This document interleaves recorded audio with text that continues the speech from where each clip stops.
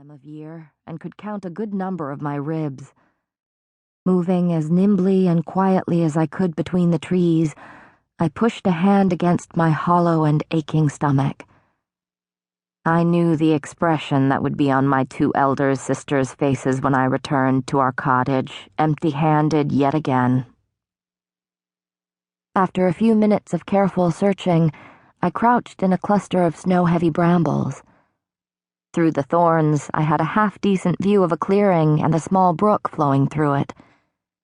A few holes in the ice suggested it was still frequently used.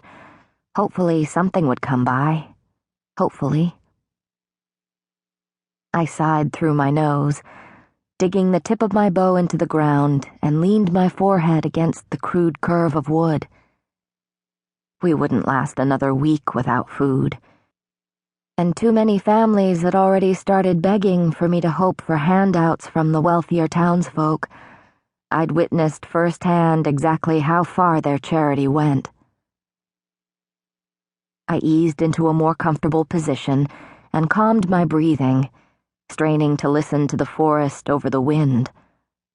The snow fell and fell, dancing and curling like sparkling spindrifts, the white fresh and clean against the brown and gray of the world. And despite myself, despite my numb limbs, I quieted that restless, vicious part of my mind to take in the snow-veiled woods. Once it had been second nature to savor the contrast of new grass against dark, tilled soil, or an amethyst brooch nestled in the folds of emerald silk. Once I dreamed and breathed and thought in color and light and shape. Sometimes I would even indulge in envisioning a day when my sisters were married and it was only me and Father, with enough food to go around, enough money to buy some paint, and enough time to put those colors and shapes down on paper or canvas or the cottage walls. Not likely to happen anytime soon, perhaps ever. So I was left with moments like this, admiring the glint of pale winter light on snow. I couldn't remember the last time I'd done it, bothered to notice anything lovely or interesting. Stolen hours in a decrepit barn with Isaac Hale didn't count. Those times were hungry and empty and sometimes cruel, but never lovely. The howling wind calmed into a soft sighing. The snow fell lazily now, in big fat clumps that gathered along every nook and bump of the trees. Mesmerizing, the lethal, gentle beauty of the snow. I'd soon have to return to the muddy, frozen roads of the village, to the cramped heat of our cottage. Some small, fragmented part of me recoiled at the thought. Bushes rustled across the clearing. Drawing my bow was a matter of instinct. I peered through the thorns, and my breath caught.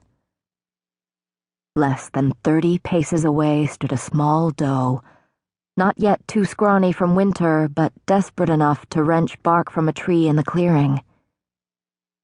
A deer like that could feed my family for a week or more. My mouth watered.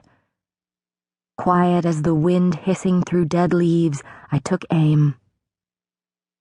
She continued tearing off strips of bark, chewing slowly, utterly unaware that her death waited yards away. I could dry half the meat, and we could immediately eat the rest. Stews, pies. Her skin could be sold, or perhaps turned into clothing for one of us. I needed new boots, but Elaine needed a new cloak. And Nesta was prone to crave anything someone else possessed. My fingers trembled. So much food. Such salvation. I took a steadying breath, double-checking my aim. But there was a pair of golden eyes shining from the brush adjacent to mine. The forest went silent. The wind died. Even the snow paused. We mortals no longer